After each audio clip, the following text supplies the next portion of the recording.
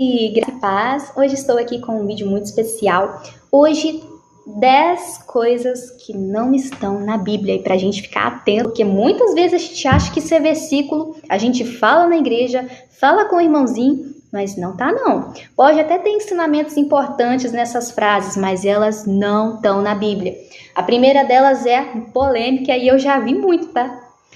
A primeira é: o dinheiro é a raiz de todos os males. Aqui tem uma má interpretação de 1 Timóteo 6, no versículo 10.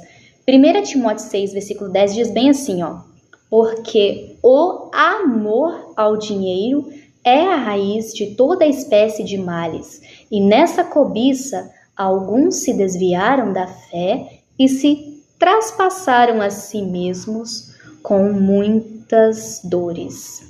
Então, aqui já está deixando bem claro, é autoexplicativo, o amor ao dinheiro. Então, não quer dizer que a pessoa não possa trabalhar, estudar, buscar ter uma vida melhor para ajudar a si e ajudar o próximo.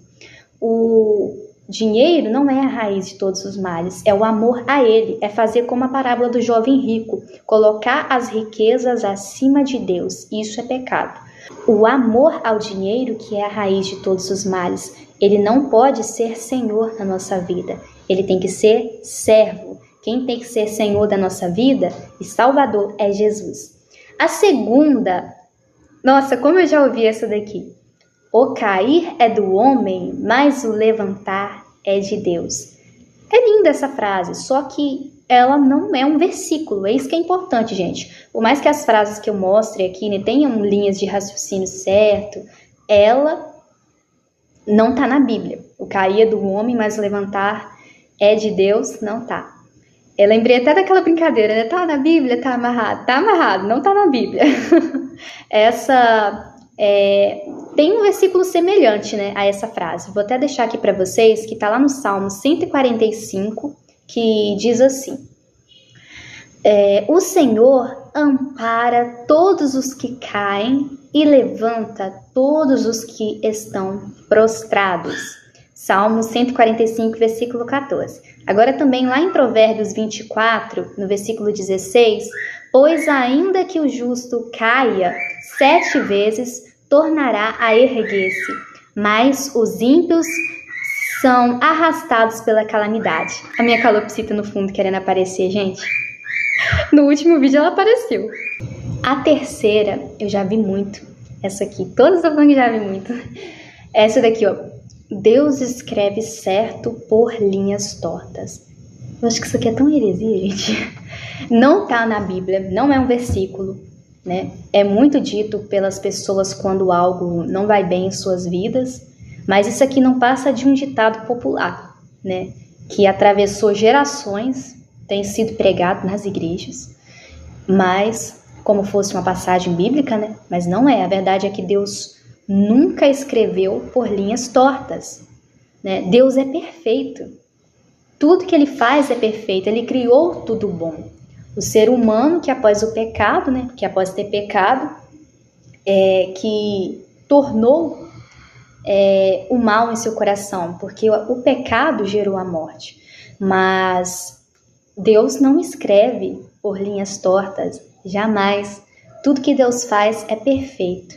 Quando algo não acontece como deveria ser, é porque nós fizemos as escolhas erradas. A Bíblia está aqui para a gente ler, a palavra de Deus. E nós ainda assim escolhemos fazer aquilo contrário a ela, então nós vamos colher, né, os frutos do nosso pecado. A quarta é: quem não vem pelo amor, vem pela dor. Essa daqui é vista muito em situações que as pessoas que estão sofrendo, né, por estar distante do Senhor. Aí um irmãozinho vai e fala assim: não vem pelo amor, vai vir pela dor, né, pela punição, pelo pecado. Então isso aqui não está na Bíblia. O que está escrito na Bíblia, lá em 2 Coríntios 7, no versículo 9, é que a tristeza, segundo Deus, produz um arrependimento que leva à salvação e não ao remorso. Mas a tristeza, segundo o mundo, produz morte, né? Está nos alertando em relação às escolhas que fazemos na nossa vida, né?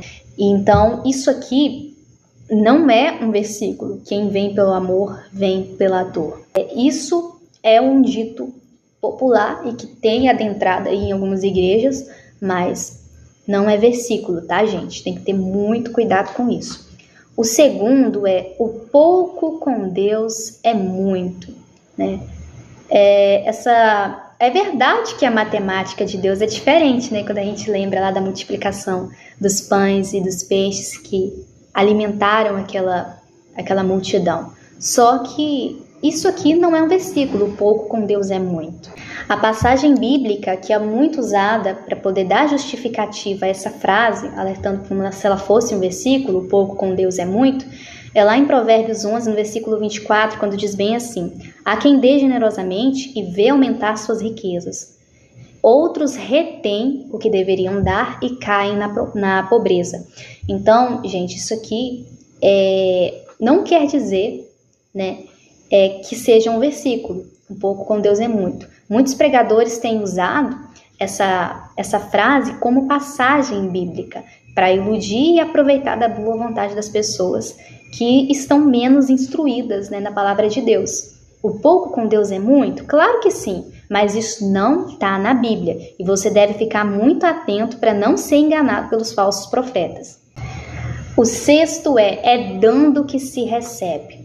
Então, o versículo que muito utilizam para ser mal interpretado, né, essa frase deve ter surgido a partir de Atos 20, no versículo 35, porque diz bem assim: a maior felicidade em dar do que receber.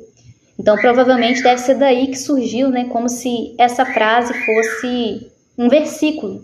Só que quando você observa, dando que se recebe, esse versículo aqui, ó, a maior felicidade em dar do que receber, você não vai perceber diferença nesses discursos. Enquanto esse ditado popular, ele fala em uma espécie de troca, né, como se estivéssemos negociando com Deus, dando que se recebe, o texto bíblico afirma que é melhor dar do que receber. A verdade, meu irmão, é que nem sempre você receberá em troca pelo bem que você praticou. Então a gente não pode se iludir com isso, né? A gente não pode ajudar esperando receber algo em troca. Porque Deus diz que é melhor dar do que receber, né? Ajudar o próximo. Você tem condições de ajudar? Ajude. Tem condições? Toda ajuda é bem-vinda. Deus quer que possamos ajudar uns aos outros. Mas essa frase aqui, dando que se recebe, em troca de barganhar com Deus, não existe. Essa daqui, acho que deve ter até um hino. Deus tarda, mas não falha. Gente, isso aqui não é nunca bíblico, porque Deus não tarda. Deus tem a hora certa para agir. Tudo acontece no tempo dele e na vontade dele. Vamos ler, 2 Pedro, capítulo 3, no versículo 8 e 9.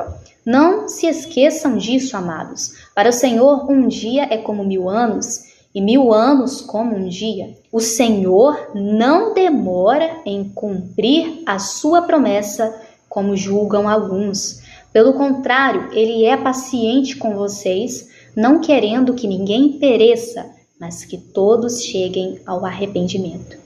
Esse versículo aqui nem precisa comentar muito, porque ele já é autoexplicativo, né?